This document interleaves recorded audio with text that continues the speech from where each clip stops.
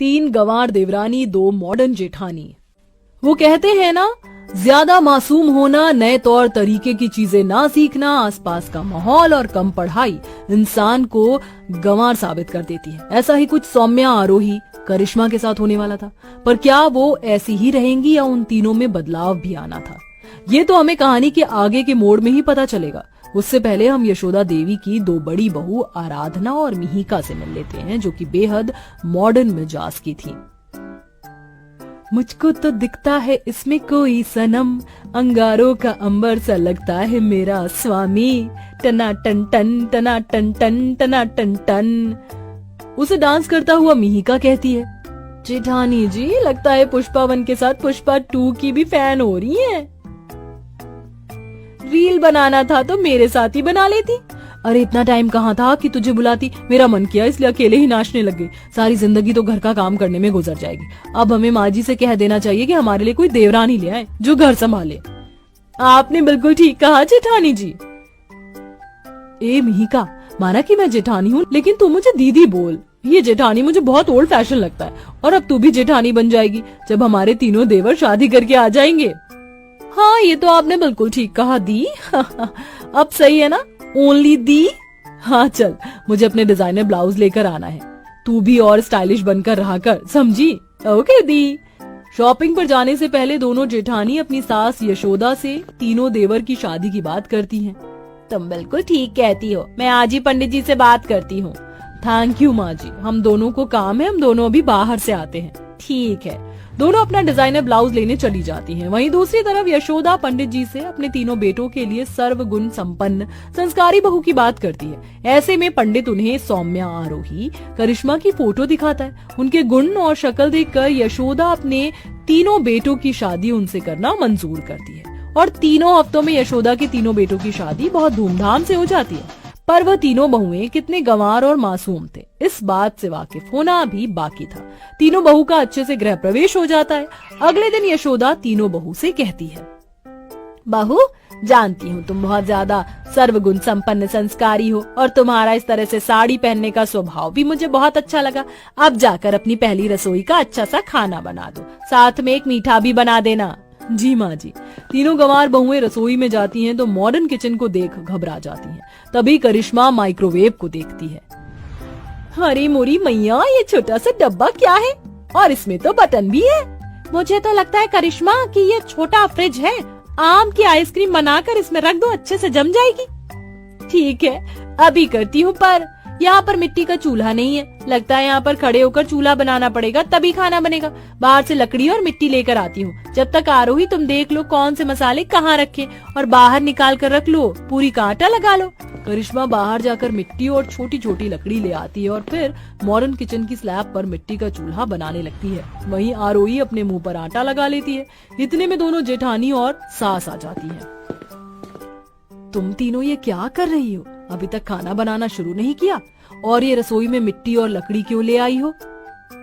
मुझे ऐसा क्यों लग रहा है कि तीनों गंवार हो? मैं ही पूछती हूँ। आरोही, सौम्या, करिश्मा, तुम दोनों क्या कर रही हो? ये मिट्टी क्यों लाई हो बाहर से? माँ जी, मुझे यहाँ पर चूल्हा नहीं दिखा, इसलिए मिट्टी का चूल्हा बना रही हूँ ताकि जल्दी से खाना बना लूं। और ये क्या आरोही, तूने अपने मुंह पर आटा क्यों लगा लिया? आपने ही कहा था पूरी का आटा लगा ले, तो ये पूरी तो बनानी थी इससे, इसलिए मुंह पर लगा ली। अरे पागल, इसका मतलब पूरी का आटा गूंथ ले, इससे पूरी कैसे बनाएंगे हम?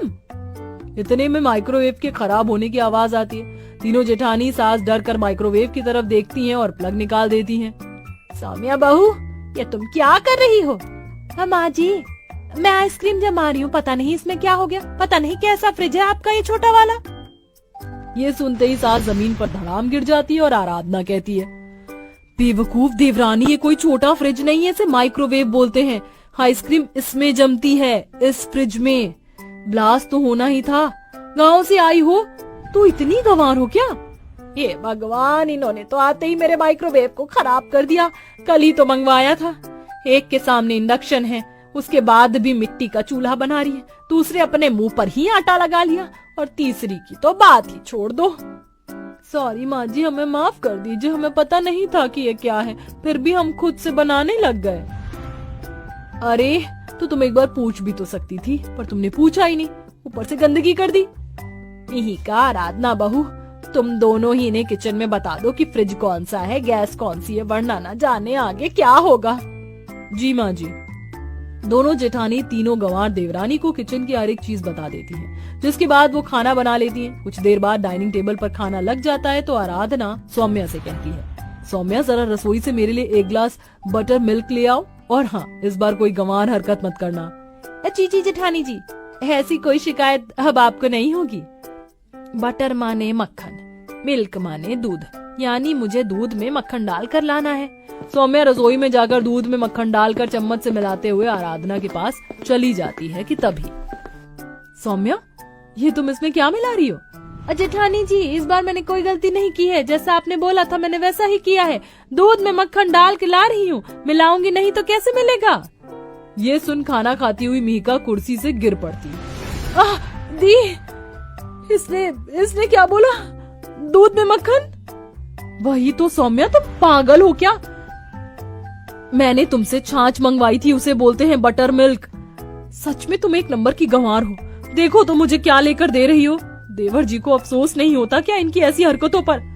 आप इन तीनों को लेकर आई थी ना, हमने सोचा था कि ये हमारा काम में हाथ बटाएंगी, पर ये तो और काम बिगाड़ रही हैं। हाँ माँ जी। दोनों जेठानी की बातों से सौम्या की आंखों में आंसू आ जाते हैं। अब मैं क्या बोलूं? बहू जो पंडित था उसने यही बोला था कि सर्वगुण संपन्न है, पर मुझे लग रहा है उसने हमारा काट दिया। सॉरी माँ जी। जेठानी जी, मुझे नहीं पता था छाछ को बटर मिल्क बोलते हैं। रोते हुए सौम्या कमरे में चली जाती। वहीं कुछ देर बाद आरोही को यशोदा कपड़े धोने के लिए वॉशिंग मशीन के बारे में बताती है, तो वह अपनी अकल लगाकर वॉशिंग मशीन में बर्तन भी डाल देती है, जिससे मशीन कपड़ों के साथ बहुत खटपट करने लगती है।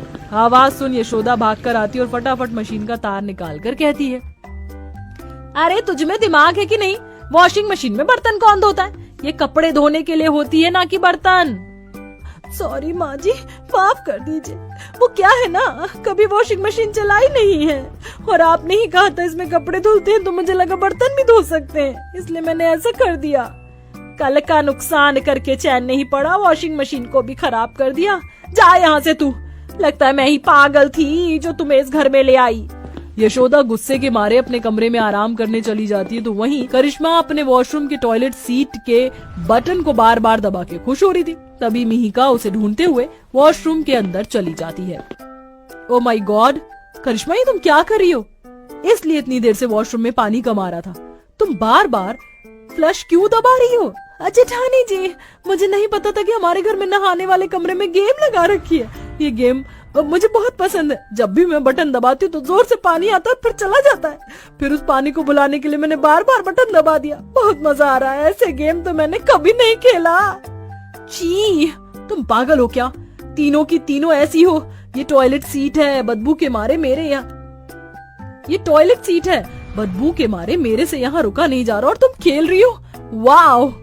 मिहिका उसकी यह हरकत सास को बता देती है। दोनों मॉडर्न जेठानी और सास को तीनों गंवार बहू की हरकत से नाक में दम हो जाता है। वो तीनों की तीनों गंवार बहू के पास आती है। इतने में वह घर की सफाई करते करते लैपटॉप को धो देती है, तो दूसरी वैक्यूम क्लीनर को कंट्रोल नहीं कर पाती, जिससे आराधना सामने आती है और उसके चेहरे से वैक्यूम क्लीनर चिपक जाता है।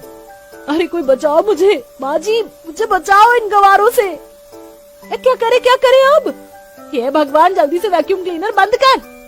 मिहिका वैक्यूम क्लीनर बंद करती है। तब जाकर आराधना वैक्यूम क्लीनर से अलग होती है और इस बार सास तीनों को लाइन में खड़ा कर देती है। मुझे नहीं पता था तुम तीनों इतनी गंवार होगी। हद कर दी आज तो तुमने। पता नहीं बड़ी बहू के साथ क्या कर देते। संस्कारी आ जाए, पर तुम संस्कारी से ज्यादा गंवार निकली। जो काम बोलो सब उल्टा पुल्टा कर देती हो। ऐसा ही सब करना है तो मैं तुम्हें तुम्हारे घर भेज देती हूँ। तभी तीनों बहुएं रोते हुए सास का पैर पकड़ लेती हैं। हमें माफ कर दीजिए, जाने अनजाने हमसे बहुत बड़ी गलती हो गई। हम गांव से आए इसलिए शहर की चीजों को नहीं जानते, लेकिन आप हमें बता देते, या आप बता दोगे तो हम ऐसी गलती दोबारा नहीं करेंगे। हमें एक मौका दे दीजिए। माँ जी, गलती तो हमसे भी हुई है। हमें ही इन्हें इनकी पहली गलती पर समझा देना चाहिए था, क्योंकि ये तो यहाँ पर कभी रही ही नहीं है। हाँ माँ जी, सही कहा तुम दोनों ने। तुम दोनों की जिम्मेदारी है इन्हें थोड़ा अपनी तरह बनाओ और घर की मॉडर्न चीजों के बारे में भी सिखाओ। जी माँ जी। इस तरह दोनों मॉडर्न जेठानी गंवार देवरानियों के दिल का हाल समझती हैं और अब उन्हें शहर के तौर तरीके, मॉडर्न लाइफस्टाइल और इलेक्ट्रॉनिक अप्लायंस के बारे में बताती हैं, जिसके बाद धीरे धीरे वह उनके रंग में ही ढल जाते हैं और सब खुशी खुशी रहने लगते हैं।